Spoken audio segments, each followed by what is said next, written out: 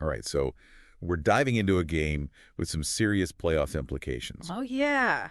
Steelers versus Bengals, Week 13. Now, both teams came in needing a win, but the Bengals had a big obstacle to overcome. No Joe Burrow. Huge. Huge. I mean, you take a team's starting quarterback out of the equation, especially a quarterback of Burrow's caliber, it's an uphill battle. It's like trying to sail a ship with a hole in it, you know? Exactly. You're trying to bail water and navigate at the same time. So let's unpack this. First, the Steelers' offense. I mean, talk about a transformation. Right. Before this game, they were pretty one-dimensional. Kenny Pickett was throwing the ball 40, 50 times a game, and it wasn't working. Yeah, they were predictable. And that's exactly what their new offensive coordinator changed. Yeah, they brought in this run-first mentality, and suddenly Najee Harris is a factor again. He was practically invisible in the first part of the season. You know, right? It's like they forgot they had this super talented running back. And it wasn't just Harris. George Pickens, too. He finally got the opportunities to make those big plays downfield. Pickens is a beast. Give him some space, and he'll burn any defender.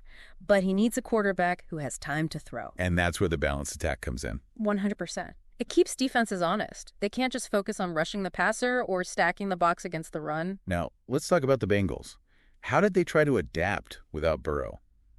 I mean, obviously you can't replace a guy like that overnight. No, you can't. But they did have Jamar Chase, and boy, did he put on a show. He was making catches I didn't even think were physically possible. He's just a different breed, you know? That guy can turn a 5-yard slant into a 60-yard touchdown. But it felt like he was carrying the entire offense on his shoulders. He pretty much was. They had Jake Browning in at quarterback. Who, let's be honest, is not Joe Burrow. Not even close. So what could they have done differently, strategically, to give Browning more support?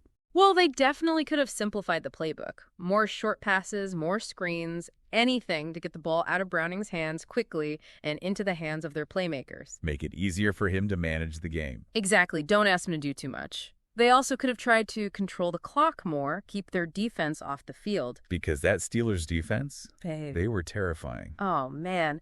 TJ Watt and Alex Highsmith were like sharks in a feeding frenzy. They were all over Browning. Those two were the difference makers in this game. Absolutely. Watt was unblockable. He was in the backfield on almost every play, disrupting everything. And then you've got Highsmith on the other side, equally relentless. They just overwhelmed the Bengals' offensive line. Like the Bengals' offense hit a steel curtain. Yeah, that's a good one. But you're right. It was that Steelers defense that won them this game. And we can't forget about special teams. Oh, yeah, absolutely. Special teams are so often overlooked, but they played a huge role in this one.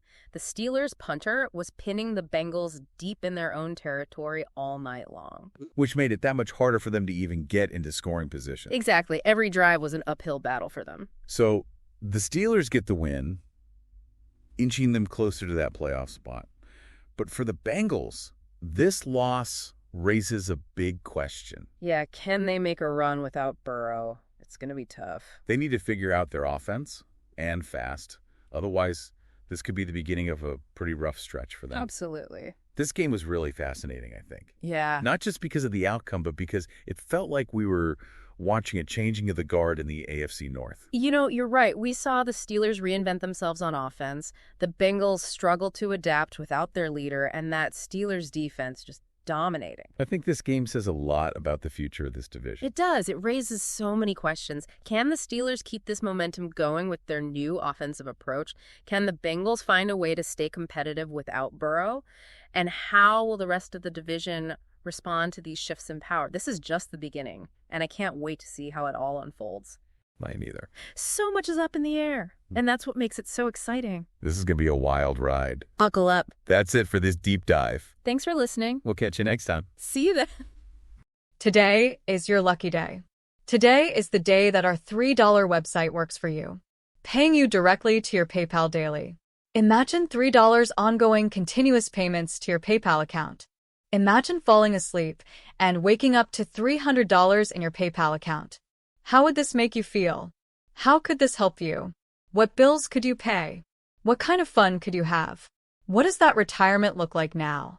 All for a one-time payment of $3. This website is DFY done for you, fully built and completely hosted, and never stops collecting payments for you. You have spent $3 on coffee on a regular, but that coffee won't help you create multiple streams of income. Click the link below.